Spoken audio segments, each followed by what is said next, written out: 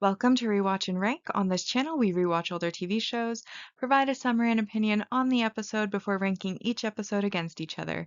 Today's episode is Charmed Season 1, Episode 22, Deja Vu All Over Again.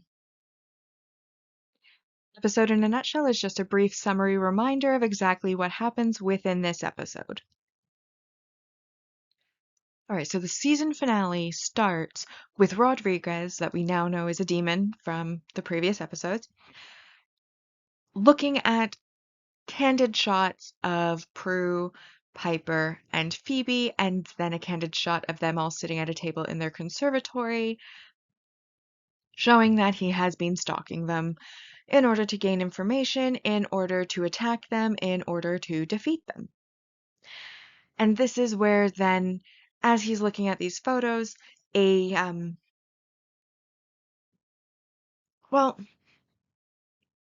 I'd say it's a fire pit, but it is in the middle of an apartment. And it's not really a pit like dug into the ground. It's more like on like a pedestal, almost like a very large torch, fire burner, fire holder thing that I don't know what it actually is, but very aesthetically. Starts to increase the flames, and then we see the arrival of Tempest, who is in a cloak and clearly wearing non-modern clothes. And he arrives, and Rodriguez immediately takes the knee, showing that this is a higher level of demon than he is. And Tempest tells him that he has been sent as a gift to help him in his quest to defeat the Charmed Ones. Rodriguez, of course, is confused about him being sent as a gift, who sent him, and Tempest says that he knows who would have sent him. And then Rodriguez is kind of, at first, ungrateful for the gift, saying that he doesn't need it, he's powerful enough, he'll defeat the Charmed Ones, he's been watching them, he has a plan, he knows their weakness, he's going to be able to do things. And Tempest is like, okay, go try, but make sure you get them all together before midnight, because if something goes wrong, I'm going to create a time loop so you can try again. We then move on to the sisters waking up on a Wednesday morning, and there's a couple of notable events that occur. A car accident outside their house, Kit knocking over the pepper grinder, and then, of course, Prue reading the paper, a paper which then Phoebe holds, gets a premonition of Andy's death, and Piper calling because she has spilt sauce on her sweater. These notable events are important because in this episode there is a time loop, as Tempest had stated. And we, of course, have them going through the day for the first time, and Phoebe brings Piper a spare clothes. They meet somebody from Piper's past named Joanne Hurt. They go about their days. Prue goes off and warns Andy, and they have a moment where she admits that she still has feelings for him because the reality that his death may be approaching really brings home to her that she never really got over her feelings for him, even though they decided they wanted different things. Like, he wanted not a witch, and obviously she is a witch who wants to be accepted by her partner. Ultimately, they don't fit in that way. She admits, because he's about potentially going to die, that she loves him, and tries to get him to promise not to be at the house at 6, which is when Rodriguez, who had previously earlier spoken to Andy, requested he create a meeting with Prue. Anyways, Rodriguez arrives at 6, all the sisters are together at 6 o'clock, and he comes in, and the first attempt, he manages to kill Phoebe, but then gets killed by Piper freezing him and Prue sending his energy ball back at him. He wakes up, Tempest explains, hey, you died. I've reset time, you get to try again. You're the only one who's going to know about it, so use what you've learned and try again. Except contrary to their expectations, Phoebe, because her powers of premonition allow her to see things that happen in different times, has a very strong sense of deja vu that everything that's happening is happening again. We go through our standout events again, over to Piper. Rodriguez speaks to Andy, sets up the meeting for 6, and then he comes and tries again. This time he manages to get both Piper and Phoebe. But again, he is defeated by Prue, who sends his energy ball back at him, and so he is sent back. And then we get yet more deja vu, more attempts, until finally, at the final attempt, he tries to attack Prue first, knocking her out.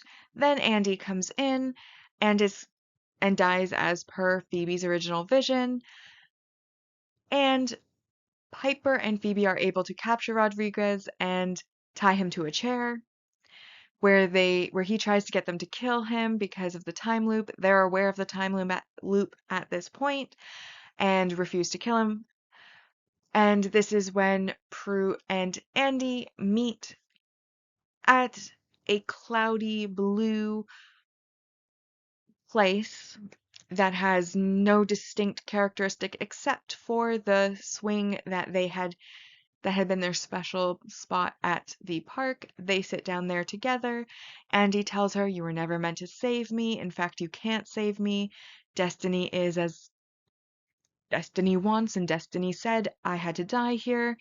So I want you to go back. I want you not to save me in reset time. I want you to defeat the bad guys, but you are not a murderer, so don't kill Rodriguez in cold blood for killing me. Don't seek that revenge." They once again express their feelings of love for each other. They kiss. Prue then is woken up by her sisters because she was just knocked out. And when she sees Andy's dead body, she realizes that the experience that she just had while she was knocked out was real and decides to do as Andy stated, even though she herself is not sure that that is actually what she wants to do. And the sisters bring over the Book of Shadows. They cast a spell to accelerate time, which removes Tempest from his loop, therefore defeating him and sending him back to the underworld. And once he's back in the underworld, they then free Rodriguez because Prue promised that she wouldn't become a murderer. However, Rodriguez is a demon, so he can't help himself. He tries again, sends his energy ball, and she sends it back at him because they may not be murderers, but they're also not angels, and he dies for good this time. We then get to see Andy's funeral, attended also by Daryl, who had been supportive of Andy throughout the entire process and issue with Rodriguez. Before we then, after the funeral, return back to Hallowell Manor, and Piper admits that seeing how successful Joanne was, who also had gone to school with her and been in the same class, she realized that she had lost sight of her dreams, and has decided that she truly wants to be not a a chef and owner of her own restaurant, not be the manager of a restaurant, and so she has decided to quit her job. And they decide not to tell Prue right away that she is quitting, and they find Prue on the front step, kind of lost in her own thoughts. They head back into the house, and Prue ends the episode the same way she ended the first episode, by using her powers to shut the front door behind all of them. So now that I've rewatched the episode, I'm going to rank the episode on our 2 lists. The first list is a mostly objective ranking list, which has emotion absent from it, though bias and judgment can still apply, and then our personal ranking list, which is entirely emotion based and based on my opinion of the episode. So let's start with our mostly objective rank values for this episode. Good news is, for the finale, there were no negatives, so it succeeded in what it was meant to do as the finale. So in first thing, we obviously have our single episode supporting character, which is the introduction of Tempest, who is the one who creates the time loop for this episode, and that is worth 1 point. We next get our multi-episode supporting character development. This development is, of course, the conclusion of the character's time on the show, and this, of course, is Andy's death. He does not return within the television series. This is his finale, and that is worth 2 points. We then have our supporting relationship development, and obviously in this case, it's not the relationship developing into having a future. It is essentially the admission that the feelings for the previous relationship still exist and they still love each other, even though in the end he's obviously dead, and tells her not to save him, and she chooses to heed his wishes, therefore ending the relationship. Because they weren't dating, I'm not counting it as a breakup, so that's why there's no negative. But it does develop because this is Prue basically admitting that the feelings are still there, and we could have assumed that had he survived, had they ended up being able to stop Phoebe's premonition, potentially they would have continued the relationship that they had ended previously going forward. And so that is worth 2 points as well, bringing us up to 5. We then, of course, have the successful emotional impact, which is several moments. There's the moment of Andy's death, when he came in to try to save them. There is the moment with Prue in the afterlife. There are the moments, multiple because of the time loop, where Andy and Prue meet to discuss Phoebe's premonition, and she asks him not to come to the house, and he does anyways because he cares so much for her. And then there is the funeral, where we also see basically the impact on multiple people. It's a very beautiful scene. So overall, it was a very successful emotional impact. We've been with Andy all the season. He's been in every episode to date. We are connected to the character, and therefore his death and loss does have the impact it's meant to. And that, of course, is worth 3 points. We then, of course, have our impactful, memorable moment, line, etc., which is when Prue recreates the end of the first episode in the season finale, kind of coming full circle from that first episode where they accepted and found out that they were witches, to now the finale of season 1, after they have lost a dear friend and defeated one of the enemies that got closest to date. And like I said, I find it impactful. That's a very memorable moment that is impactful. Therefore, it applies, and that is worth 3 points. And then lastly, we have our multi-season main character development, which is, of course, Piper deciding to quit her job at the restaurant without any other job lined up, and that is worth 4 points. At this point, we're well above 10. We're at 15, and therefore the finale episode, as it should, earns a 10 out of 10. So now we have our definitive ranking for our season 1 on our mostly objective ranking list. And as I have mentioned before, when multiple episodes have the same score, on the objective list, we do just rank them in episode order. And there were several 10 out of 10 episodes within this season because it was a very strong season. And so Deja Vu All Over Again does fall further down on the list, and that is not because it wasn't great, but because there have been many greats. So, starting in first place, we have for this season's definitive list, Something Wicked This Way Comes. Second is I've Got You Under My Skin. Third, From Fear to Eternity. Fourth, Is There a Woogie in the House? 5, That 70s Show. Sixth is Love Hurts. 7th is Deja Vu All Over Again, which is this episode, the finale. Then in 8th, we have Wicca Envy, 9, Secrets and Guys, 10, When Bad Warlocks Turn Good, 11, Out of Sight, 12, Dead Man Dating, 13 is Feats of Clay, 14th is Dream Sorcerer, 15th is The Witch is Back, 16th we have The Power of Two.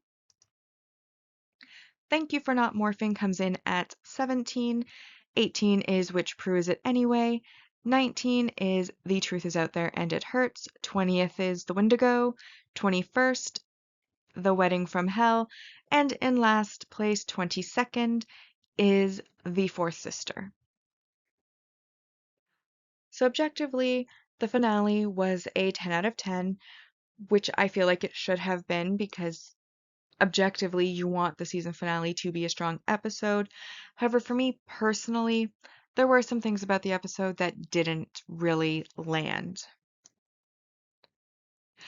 And then there were also moments within it that did land. So first, I kind of like how when Tempest is sent as a gift to Rodriguez, he mentions that he was sent as a gift, and when Rodriguez wonders who, he says that he knows who it was. And anyone who has rewatched the series would know that this is likely a teaser slash foreshadow for either the Triad or the source of all evil. I believe the Triad is the next big bad before the source of all evil.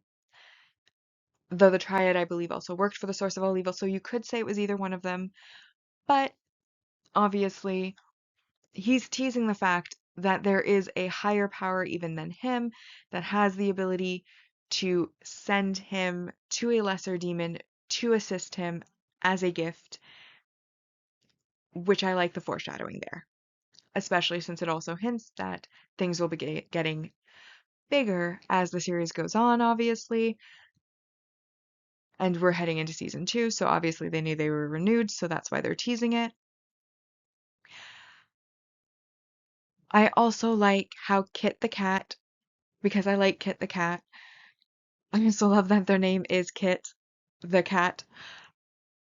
I like how she reacts to Rodriguez when he's coming in. Unfortunately, because he also reacts to her, that is what prompts Andy to go in, so she is kind of responsible for Andy rushing in and ending up dead, but I still think I like to call out whenever Kit the cat is in an episode what the cat was doing because I like the cat.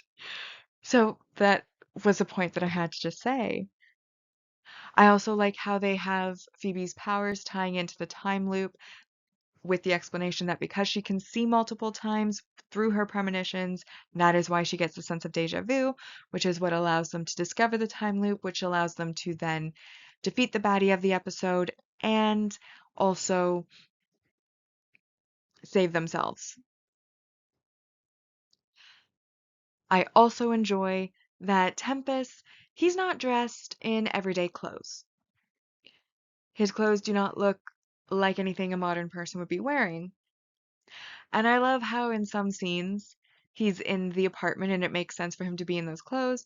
But then in other scenes, he's just casually in front of a clock store with cuckoo clocks in these weird clothes that he's wearing. Not weird, I actually like them, but obviously like they would be weird out in public when everyone else was dressed in like jeans and a sweater or even like a suit. He's kind of in cosplay type robes, robes that you would not expect to find on the street, on the day-to-day life, on an older gentleman in front of a cuckoo clock store. So, I enjoyed that, especially how casual it was and the fact that nobody seemed to notice. Some of the things that didn't hit for me were that so Daryl, he is a long-term recurring character. He started in season 1, episode 1, and he goes all the way through the series as a recurring supporting character in his role as an inspector as a police officer. So, because we know as rewatchers that he is going to be taking over essentially the cover-ups for the sisters with their supernaturally impacted cases leave bodies and evidence that obviously the mortals are going to catch on to. I would have liked to see in these upcoming episodes, these last few episodes, where we knew Andy was leaving the show, because the people who wrote the show are going to know that he was leaving. They're going to know that they were killing him off. Therefore, as Daryl is the one that is continuing into the show and is going to be that cover and step into that role going forward in the series, I would have liked to see some more character development for him. We do see that he is very supportive of Andy, that he is there as his partner, and that Andy confides that, he's covering for Prue. That's why he's putting his job into jeopardy because Prue is more important and such. We see Daryl at the funeral standing between Phoebe and Piper. So we see that he does have that relationship with the sisters, that he would stand with them at the funeral instead of with the other police officers.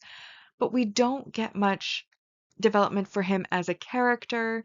We don't get him finding anything out. We kind of don't get much about him at all other than his support of Andy as his partner, wanting to be in that interrogation room with Rodriguez when he's coming in to question Andy, especially after the article was accusing Andy of killing Anderson, which we know as the audience Rodriguez did. But it was disappointing that we didn't get more for Daryl within this first season, knowing how big of a role he plays going forward and how he is going to be for the remaining 7 seasons, a family friend and the one who does know their secret on the police force and helps to cover up their secrets to make sure that they can keep saving the world and saving the innocents.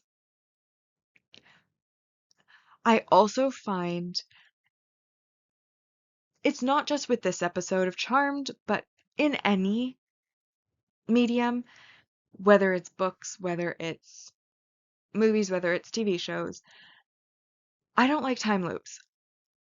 They're fun, maybe like if they just regress once, but even then, I find that it gets repetitive and then it gets boring. It just doesn't hit for me personally, which is why it's impacting this list, but it didn't impact the objective list. Though I could have, if I was being petty, had it be saying like it's a weak plot concept, which I had played around with the idea of, but ultimately I decided against it because it's like that's my personal opinion, and I felt like that was very unobjective of me. So I took that off, but I did for a little bit do that. Anyways, the point is, I don't like when something regresses multiple times over and over again. Like I said, I find it's fun maybe the first couple times it happens, even then, though, it is repetitive. That makes it boring. That makes it kind of like, and they didn't even really accomplish their goal, which was to save Andy. Tempest didn't accomplish his goal of killing the Charmed ones using Rodriguez. It felt like there was a time loop. I had to sit through the same thing over and over again, and it didn't ultimately really result in much of anything happening, as much as I hate to say it. But as I mentioned, it is a strong episode overall. It just didn't land for me entirely. So I gave it a 7 out of 10. Still a good score, but it's not a 10, in my opinion. Which brings us now to our definitive final ranking for season 1 on my personal list. And my favorite episode of the season in first place is Love Hurts. Second is There a Woogie in the House. Third was Dead Man Dating. Fourth, The Witch is Back. Fifth, From Fear to Eternity. Sixth, that 70s episode. Seventh was Wicked Envy. 8, The Truth is Out There and It Hurts. Ninth, Something Wicked This Way Comes. 10th, Dream Sorcerer. 11th, Out of Sight. 12th was this episode, Deja Vu All Over Again. 13, Feats of Clay. 14, Thank You for Not Morphing. 15th was Which Proves It Anyway. 16th, Secrets and Guys. Coming in at 17th, we had The Power of Two. 18, I've Got You Under My Skin. 19, The Wendigo. 20, When Bad Warlocks Turn Good. 21, The Wedding from Hell. And then we have my least favorite not just of this season, but of the series in total. All 8 seasons. The worst episode. The one I hate the most. The one that triggers me for some unknown reason that I cannot explain, though I gave it my best shot. In 22nd place, we have The Fourth Sister. And so that brings us now to our series ranking so far, and we have our definitive scores for season 1 that we can then compare to each of the upcoming seasons to figure out what our season ranking is overall. And as a reminder, the score was out of 220 because each episode had the potential to score 10 out of 10, and there were 22 episodes. And with this episode, on our objective side, we added 10, which brought us to 161 out of 220. Once we percentage that score out, it leaves us with an overall season ranking for season 1 of 73.18%. I include the decimal points just on the off chance that there is another season that also scores 73. The decimal points will be the tiebreaker. So I leave 2 decimal points on the ranking. And then on the personal side, we obviously did not score 10 out of 10. We got a 7 out of 10 for this episode, which brings the total score on our personal ranking to 143 out of 220. And so the definitive percentage score for season 1 is 71.50%. And now with that, we've rewatched and ranked Charmed Season 1, Episode 22, Deja Vu all over again. Like and subscribe if you'd like to, and I'll see you in the next episode, the first episode of Season 2.